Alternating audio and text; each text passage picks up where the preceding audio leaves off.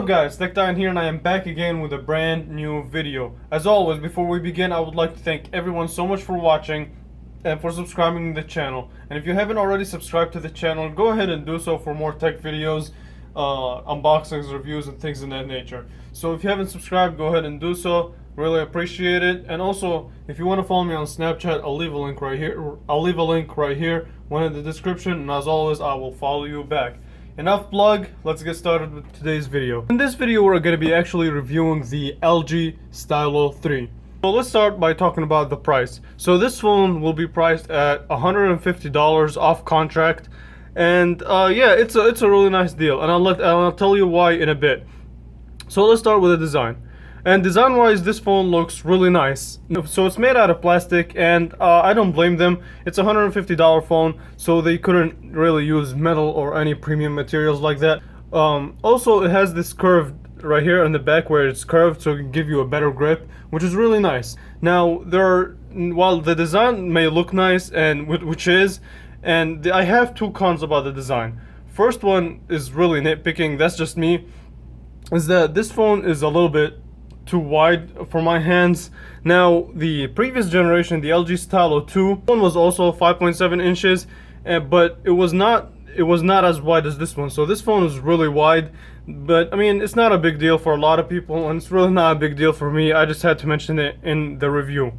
The other gripe that I have about this phone is the volume buttons. The back button, which supports the fingerprint reader, is clicky and it's tactile, and it's really nice to use. And there you go, there's a screenshot. But the thing is about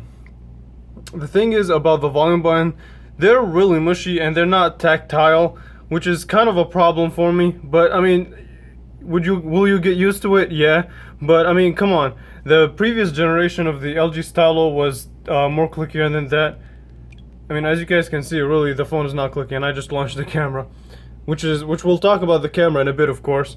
But yeah, that's about the design. The design is really nice, other than the fact that the volume buttons are kind of mushy and the phone is a bit wide for me. Which again, the phone being wide is really nitpicking. That's just me. But really, a big pro and a big props that I really gotta give LG is the placement of the stylus. Now, if you give this phone to a normal person who doesn't know what the LG Stylo is, really, they couldn't tell you that this phone has a stylus, and that's really nice touch. The way that they hid the stylus is really cool. And again, I gotta give props to LG. You see these metal rails, this fake metal, it's plastic, but it kind of resembles metal. On top right here, you can't tell what that stylus is. The stylus is right here. Yeah. See that? I gotta give props for LG for doing that. You really can't tell that this one has stylus, which kind of matches the phone's design, and I really like that. So as soon as you take the stylus off, let's see, yeah, that's right. Oh. So as soon as you take the stylus off, it will come up with this screen, which you can write a quick memo like, yeah, I'm not really good at writing a stylus. Don't judge. Thank you. Let's try it again. Alright, my handwriting sucks when writing in a stylus, but again, I'm not really a stylus person, but it is there for the people who want to use it. And you can do a lot of things with stylus other than writing notes. You can take a screenshot, you can maneuver with the phone without using the display with your fingers. And yeah, the stylus is a really nice feature, and that's the highlight of the phone, at least what it should be. So the other thing, you see the power button. I already mentioned that it's a fingerprint scanner, and the fingerprint scanner on here is really fast, and it really is responsive. So I appreciate LG for adding a nice, good fingerprint sensor. Now, it is made out of plastic, so it's not scratch resistant or anything like that, but I'm pretty sure you should be fine if you take good care of the phone. Let's talk about specs. And this phone has a 1.4 GHz octa-core processor. It uses Qualcomm Snapdragon. I'm not really sure what version, but I'll leave it up at the screen. I believe it's 425, but not 100% sure. I'll double check and put it on the screen. And it also has 2 GB of RAM, which I mentioned in my previous video, the Samsung Galaxy J7 video. That while 2 GB of RAM might not seem like a lot, it should be more than enough for budget phones.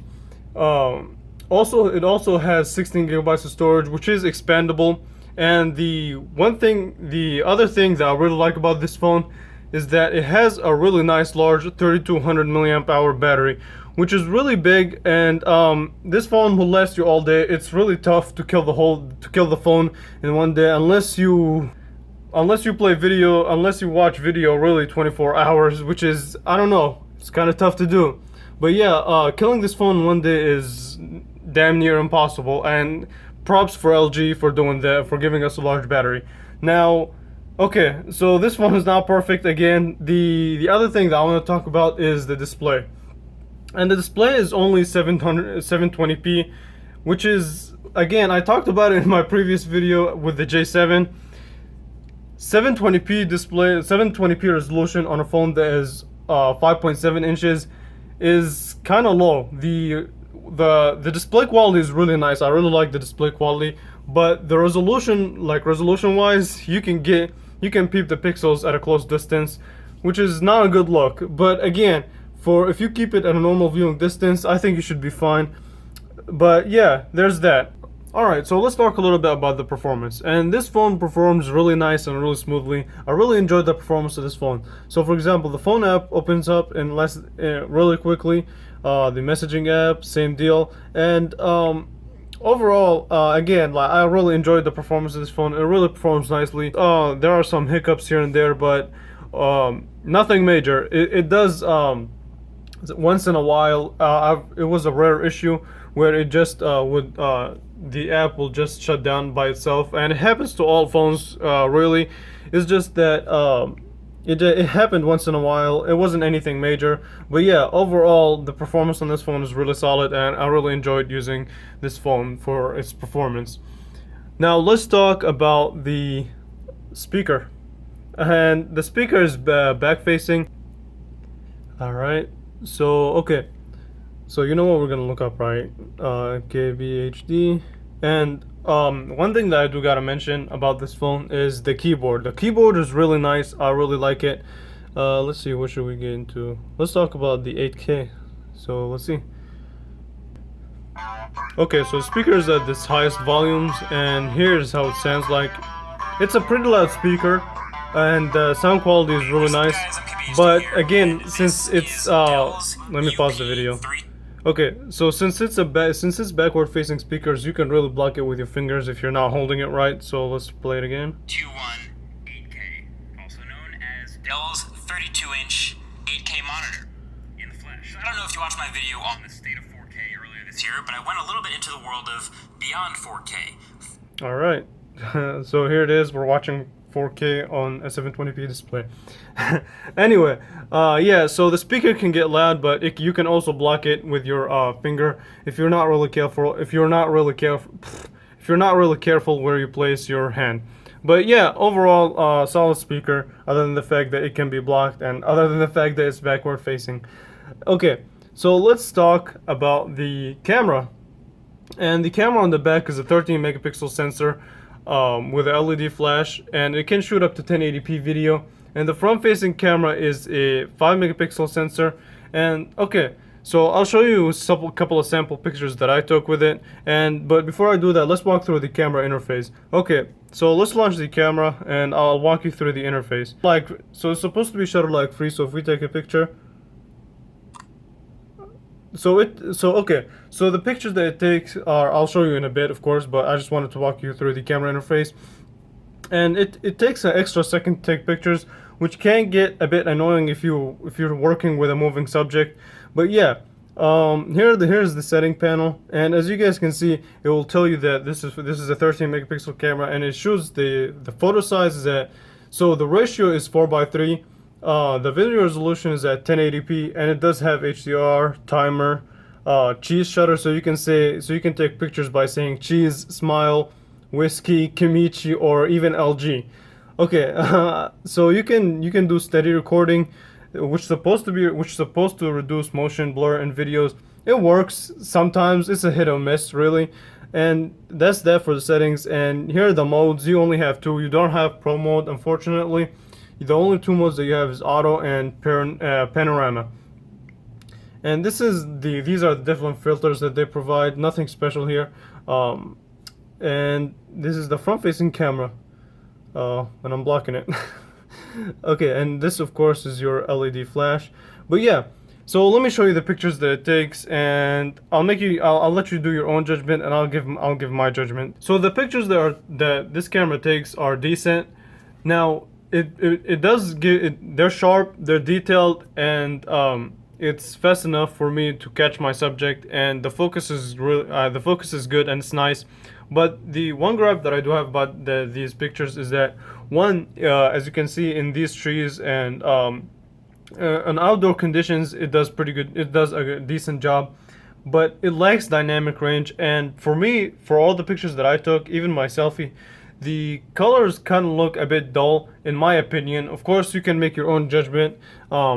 As you saw as you see the pictures, but yeah, that's my opinion. Again, if you enjoyed these pictures and the camera was nice for you, then that's again your opinion. And yeah, that's for me. That's what I think about the camera. Okay, so let me set the phone down and end this with a conclusion. So who's this phone for? Again, this is a $150 phone, and for its price, it's a really nice package. If I were to rate the whole phone on a scale of 1 to 10 in the budget world, it would get, I would say, I'm thinking between 7.5 and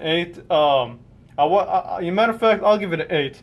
Design wise, it's really nice. Other than the fact that the phone was kind of wide, in my opinion, it's a bit wider than normal 5.7-inch devices. The placement of the stylus is really strategic, and I really like the fact that LG did it that way. And the buttons are kind of mushy, so again, that's another con about the design.